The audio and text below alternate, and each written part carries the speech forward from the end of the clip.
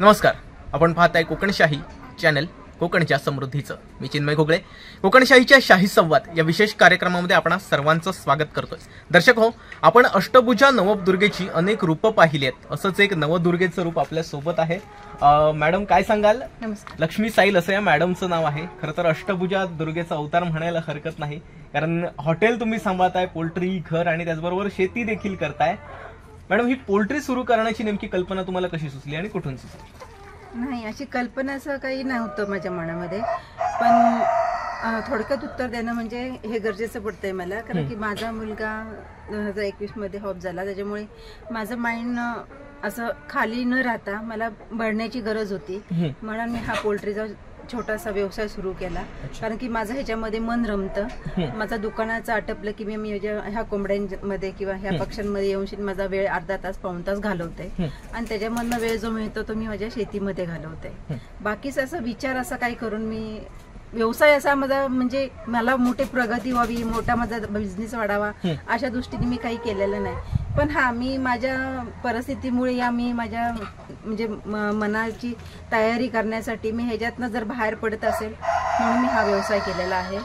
Madam, poultry म्हटली की आपल्याला बॉयलर कोंबड्यांची, सफेद कोंबड्यांची पोल्ट्री आपल्या डोळ्यासमोर येते. इथे गावठी कोंबड्यांची पोल्ट्री सुरू करण्यामागे नेमका उद्देश आहे? कसं आहे माहितीये का, आपल्या का पर्यटक जास्ती येतात, त्याच्यामुळे त्या लोकांना बॉयलर हे नेहमीच खातात त्या मुंबई भागामध्ये. पण त्यांना गावाकडे आलं, कोकणात आलं की त्यांना मच्छी वगैरे अशी आणि गावठी कोंबडी वगैरे आवडतात. म्हणून मी हा विचार केला की आपण बॉयलर न घेता आपण गावठी कोंबड्यांचीच पिल्लं छोटीशी घ्यावी आणि त्यांनाच वाढवून मोठी करून ती विकावीत म्हणून. आणि अशी माझ्याकडे गिरायकं येतात की त्यांना गावठीच हवीत म्हणून. बॉयलर जास्ती कोण विचारत नाही. बॉयलर फक्त आपल्या स्टॉलवरती वगैरे तेच बॉयलरचं चिकनचं मटन वगैरे ती लोक वापरतात, पण हे नगावरती माझ्याकडनं घेऊन जातात त्यांना हवं असलं तर. बरं, गावठी कोंबड्यांचं म्हणजे रेट कसा आहे नेमका? तसं माहितीये का, बाहेर त्यांना किलोवरती मिळतात आणि मी नगावरती देते, कारण की मला किलोवरती देणं परवडत नाही. कारण की त्यांचं आता खाद्याचं आता 1900 असं 50 किलोचं पोतं वगैरे झालेलं आहे. म्हणून मी माझं थोडंसं घरातलं खाद्य तयार करते, कुंडा वगैरे, आणि घरातला काही भाजीपाला मी बाहेरनं भाजीवाल्यांकडनं भाज्या घेऊन येते, त्या कट करून यांना घालते. म्हणजे मला जेवढं मला जमतं, म्हणजे मला माहिती आहे की ह्या कोंबड्यांमागं किती रुपये मिळायला पाहिजे. मी 350 400 जसा नग असेल तसं विकते. मी किलोवरती विकत नाही आणि मला तर किलोवरती विकून परवडणार नाहीये. बरं, साधारण खर्च किती होतो महिन्याला यांचं पालन करण्यामध्ये? तसा मला ह्यांना दिवसाला 100 रुपये जरी धरले तरी मला महिन्याला 6000 रुपये खर्च येतो. तर 6000 म्हणजे मी माझ्या व्यवसायातनंच मी कोंबड्यांचं खाद्य वगैरे ते त्यांचं ऍडजस्ट करते. आणि बाकीचं काय आपला भाजीपाला वगैरे आणि असं शेतामधलं गवत वगैरे खातात. अशी सोडली थोडा अर्धा पाऊण तास सोडली की आजूबाजूचं गवत वगैरे ते संपवतात. म्हणजे रान पण वाढत नाही आणि त्यांचं पोट पण भरतं आणि एक हिरवा चाराही त्यांना मिळतो. बरोबर. कारण की मी त्यांना दिवसभर सोडत नाही, कारण की इकडे जरा मुंगसांची वगैरे भीती असते, म्हणून मी संध्याकाळच्या टायमात सोडते. मॅडम, इथे मला बराच कोकणी मेवा पाहायला मिळतो. इकडील कोकमाची सोलं आहेत, त्याचप्रमाणे हे कोकम आगळ म्हणतात ते देखील पाहायला मिळतंय. नेमकं ही तुमच्या झाडापासून बनवलेली आहेत स्वतःच्या? हो, ही आमचीच आहेत झाडं आणि आमचे ते डोंगरामध्ये आहेत. माझ्या आजी मुलांना घेऊन मी काही सीझनला मेच्या 15 ही पिकायला सुरुवात होतात, पण दरवर्षीच ती धरत नाहीत फळं, एक वर्ष आड करून धरतात. मग मी माझ्या दुकानातनं वगैरे शेतातनं वेळ काढून मुलांना घेऊन मी डोंगरात जाते, ती घेऊन येते, धुवून स्वच्छ धुवून वगैरे ती फोडून त्याच्या बिया वेगळा, रस वेगळा आणि त्याच्या साला वेगळा असं करून मी ती 4 आगुळ म्हणजे 4 वेळा आम्ही त्या रसामध्ये बुडवून ठेवतो. 4 दिवस जातात त्याला सुकायला, 4 दिवस, आणि आगळामध्ये म्हणजे त्या कोकम रसामध्ये भिजवायला 4 दिवस जातात. अशी करून मी स्वच्छ निर्मळ करून त्यांना अशी घरगुती विकते. आणि हा आगुळ आहे, हा 200 रुपये लिटरनी जातो. छोटी बॉटल आहे ती 100 रुपये लिटरनी जाते, अर्धा लिटर. तर कोणाला जर हवा असला घाऊ तर मी कमी रेटमध्ये देऊ शकते. कोकम सोलांचा रेट कसा आहे? आता 350 रुपये रेट चाललेला आहे त्याचा. पण कोणी माझ्या घराकडे येऊन घेतले तर मी 50 रुपये कमी घेते, 300 रुपये किलोनी देते. शिवाय आपल्याकडे कोकम सरबत सुद्धा असतो, मालवणी मसाला असतो आणि खोबरा चटणी असते. कारण की खोबरा चटणी आम्ही बनवतो म्हणजे खास स्पेशल खोबरं बाहेरनं विकत आणत नाही. आम्ही खोबऱ्याचं तेल काढतो, नारळाचं, सुक्या नारळाचं. त्याचा जो हे राहतो म्हणजे जो शेवटचा भाग राहतो सुक्खं खोबरं, त्याच्यानंतर पेंड वगैरे तयार होते त्याच्यामध्ये आम्ही थोडंफार खोबरं घालून मसाला वगैरे मिरची वगैरे लाल मिरची लसूण वगैरे घालून ती चटणी वगैरे तयार करतो. आता माझ्याकडे तर रेडी पॅकेट नाही आहेत, पण पुढच्या वेळेस मी तो सॅम्पल ठेवेल. अच्छा मॅडम, कुळथाची पिठी एक आपल्याकडे फेमस असते बघा, ती आहे का अवेलेबल? हो, आता काय आलं माहिती का, मेचा सीझन असल्यामुळे माझ्याकडची कुळीत पिठी संपलेली आहे.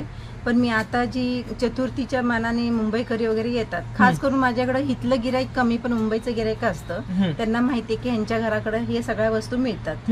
मग ते मला यायच्या अगोदर 8 दिवस किंवा 4 दिवस फोन करतात की आम्ही येणार आहे, आम्हाला 2 किलो 4 किलो किती लागेल तशी तुम्ही पिठी करून ठेवा. तर मी ती तयार करून ठेवते. आता मी माझ्या एवढ्या शेतीतलं काम आटपले की मी पिठी जरा कुळी वगैरे भाजून मी ती पिठी तयार करून ठेवते. बरं, कुळीत तुम्ही स्वतः पिकवता तुमच्या शेतामध्ये? हो, माझ्याकडे उडीद पण पिकतो आणि कुळीत पण पिकतं. त्याच्यामुळे मला बाहेरनं आणायचे आणि ते भाजायचे भरडायचे ते मला परवडत नाही. पण माझ्या शेतातले असले की ते मला जरा फायदेशीर वाटतात. आणि लोकांना ते बाहेरचे घेतले की त्याच्यामध्ये दगडी वगैरे धोंडे खूप असतात, त्याच्यामुळे ती मका बाहेर घेऊन घरी निवडायचे वगैरे तशी माझ्याकडे माणसांची जास्ती नाही आहेत. आम्ही एकटीच असते आणि माझी फॅमिलीमध्ये आम्ही 4च माणसं असतो. त्याच्यामुळे बरं, दळण्यासाठी ते बाहेर तुम्ही घेऊन जाता की कसं काय तुमचं स्वतःचं? नाही, माझी स्वतःची घरघंटी आहे. त्याच्यावरती मी गरम मसाला सुद्धा लावते, त्याच्यामध्ये हळद सुद्धा आणि ज्वारी आणि मक्याचं वगैरे पीठ कॉर्नफ्लॉवर म्हणतात ते मी तयार करून पॅकेट करून विकते, जसं कोणाला हवं असेल तसं. कारण की इथं कसं माहिती आहे, जिथं पिकतं तिथं विकत नाही, अशी परिस्थिती आहे. ज्यांना माहिती आहे तेच फक्त मला येऊन सांगतात आणि नेतात. आणि जर मला कोणाला जर हवं असलं तर त्यांनी मला एक 8 दिवस किंवा 4 दिवस अगोदर सांगावं की आम्हाला ह्या वस्तू हव्यात, मी त्यांना अवेलेबल करून देऊ शकतो. या सगळ्या कामांची अगदी लहानपणापासून सवय आहे तुम्हाला की कसं काय? नाही, तसे मला ह्या लहानपणापासून सवय नाही. मी जेव्हा कोकणामध्ये आले तेव्हाच मी सगळ्यांचं बघून, म्हणजे लोक काय करतात, कशी करतात. म्हणजे नेमकं बालपण कुठे गेलं तुमचं? माझं बालपण तसं म्हणजे मी मावळ तालुक्यातली. अच्छा.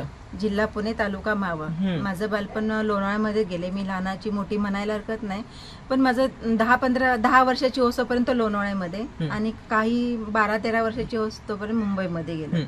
तसं मला मग गावाचं काय फारसं माहिती नव्हतं, पण मी संसारात पडले त्याच्यानंतर मी सगळं लग्नानंतर तुम्ही एवढं सगळं शिकलात? हो, मी माझ्या लग्नानंतर सगळं शिकले. शेती सुद्धा आम्ही पाहिली नव्हती, अशी लोकांच्या बांधावरती उभे राहून आम्ही शेती बघायचो. पण आता मी मात्र माझ्या मेहनत माझी फार शेतीमध्येच जाते. मला स्वतःला असा वेळ मिळत नाही. माझ्या फावल्या वेळामध्ये मी काहीतरी करत असते, म्हणजे कुठून तरी आपलं त्याच्यामधनं संसाराला हातभार लागावा. बरं, आजवरच्या प्रवासामध्ये कोणकोणत्या अडचणी आल्या आणि त्याच्यावर मात कशी केली? मला ह्या प्रवासामध्ये अडचणी तर खूप आल्या. जशी मी मावळ तालुक्यातली असल्यामुळे मला कोणी आपल्या सिंधुदुर्ग जिल्ह्यामध्ये किंवा माझ्या ह्या पंदूर गावामध्ये या माझ्या कुटुंबामध्ये मला कोणी एक्सेप्ट केलं नव्हतं त्यावेळेस. पण मी सगळ्या गोष्टींवरती मात करत इथपर्यंत आलेली आहे. छोट्या मोठ्या अडचणी मला खूप आल्या, पण मी त्याच्यातनं सावरले स्वतःला. आता मी ते सांगायला गेलं तर ते खूप मोठं खाई आहे, पण मी थोडक्यातच आटपते. कारण की मला सहसा लोकांनी मदत जास्ती केली नाही. मी स्वतः छोटी छोटी कामं करत गेले, त्याच्यानंतर मला थोडी प्रगती मिळाली. आणि ह्याच्यानंतर माझी प्रगतीपेक्षा म्हणायला गेलं तर माझं मन त्याच्यात रमत गेलं. माझं मन रमल्यामुळे मला कामाची आवड आली आणि मी आता तेच करत राहते. आणि बस हातपाय चालतात तोपर्यंत करेल, झेपच तोपर्यंत. नंतर माझ्या सुना आल्याच्या नंतर त्या बघतीलच. बरं, आजवरच्या यशाचं श्रेय कोणाला द्याल? आजवरच्या यशाचं श्रेय म्हणजे मी माझ्या मोठ्या मुलाला देऊ शकते.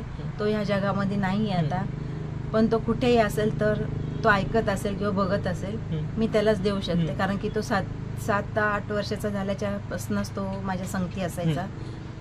तो माझा एक मुलगा नसून माझा मित्र असायचा.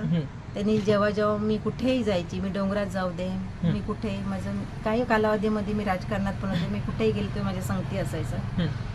पण आज तो नसल्यामुळे असं वाटतं की माझं अर्ध आयुष्य संपल्यासारखं वाटतंय. पण तो नसल्यामुळे पण मला त्याने एक उभारी देऊन गेला की आई, मी होतो तेव्हा तू जशी होती तशीच आताही खंबीर राहा, हारू नकोस, माघार घेऊ नकोस, कारण की तुला हारणं हे शोभा देत नाही. म्हणून मी खंबीरपणे उभी आहे. ह्याच्या पुढे परमेश्वराला काळजी. मॅडम, अगदी शेवटचा प्रश्न तुम्हाला विचारतोय. आपली इकडची तरुण पिढी जी आहे, म्हणजे 10वी झाली, 12वी झाली, ग्रॅज्युएशन झालं की मुंबई किंवा पुण्याच्या दिशेने वळतात नोकरी करण्यासाठी. आपल्याकडे बरीच व्यवसायाची साधनं आहेत. अशा मुलांना नेमकं आता काय आवाहन कराल जेणेकरून ती नोकरी न करता व्यवसायाकडे उतरतील? हो, कारण की कसं आहे का, माझी पण मुलं त्याच वयातनं गेलेली आहेत. माझ्या मुलांना मी त्यांना जे सांगितलं म्हणजे जे शिकवलं तेच मी त्यांना सांगू इच्छिते की तुम्ही नोकरी धंद्याच्या पाठीमागे तुम्हाला जर मिळते तर तुम्ही जाऊ शकता, नाही मिळत तर त्याच्या मागे धावपळ करू नका. आपली काही जमीन आहे, थोडीफार जमीन असेल शेतीची किंवा आपल्या आजूबाजूला घराच्या बाजूला थोडीफार जमीन असेल, त्याच्यामध्ये तुम्ही आंब्याची झाडांची लागवड करा किंवा कोकमांच्या झाडांची लागवड करा किंवा तुम्ही काजूच्या झाडांची लागवड करा. शेतीतनं नवीन नवीन उत्पन्न काढा. तुम्ही मिरची लावू शकता, तुम्ही भुईमुग लावू शकता. आमच्याकडे तर वांडर ठेवत नाहीये, पण काही इकडे आपल्या सिंधुदुर्ग जिल्ह्यामध्ये आहे अशी म्हणजे पट्टा आहे की त्या बाजूला वानर वगैरे जात नाही.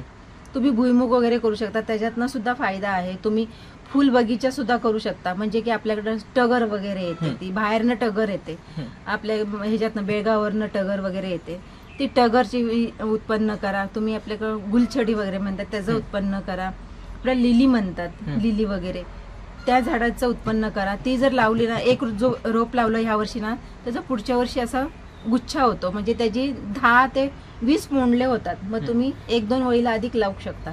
आता ते माझ्याकडे नाही आहेत, मी तर थोडा JCP लावल्यामुळे मी त्या काढलेल्या आहेत. त्याचे सुद्धा हारवाले त्याचे ते गुच्छे घेतात, अशा जुड्या घेतात. ते सुद्धा तुम्ही लय मोठा नाही, छोट्या छोट्यातनं पुढे तुम्ही जा. नोकरी मिळेल तर तुम्ही जाऊ शकता, पण नाही मिळेल तर तुम्ही टाइम वेस्ट करू नका. आपल्या कोकणामध्ये अशी खूप तरी साधनं आहेत की त्याच्यावरती आपण रोजीरोटी लई मोठं नाही करू शकत, पण आपल्या कुटुंबाचं पालन पोषण करू शकतो. एवढं सांगू इच्छिते. धन्यवाद मॅडम, आपला बहुमूल्य वेळ आम्हाला दिल्याबद्दल. तर दर्शक हो, कोकण ही खरं तर नररत्नांचा सागर आहे. अशी अनेक नररत्न आपल्या कोकणामध्ये आहेत, आपण त्यांना देखील भेटणार आहोत. परंतु तुर्तास इथेच थांबतोय, पण तुम्ही मात्र कुठेही जाऊ नका. पाहत राहा कोकणशाही चॅनल, कोकणच्या समृद्धीचं. असे नवनवीन व्हिडिओ पाहण्यासाठी कोकणशाहीचं YouTube चॅनल सबस्क्राईब करा व बेल बटन प्रेस करा. तसेच फेसबुक पेज लाईक करा आणि इंस्टाग्राम पेज व ट्विटर पेजला फॉलो करायला विसरू नका.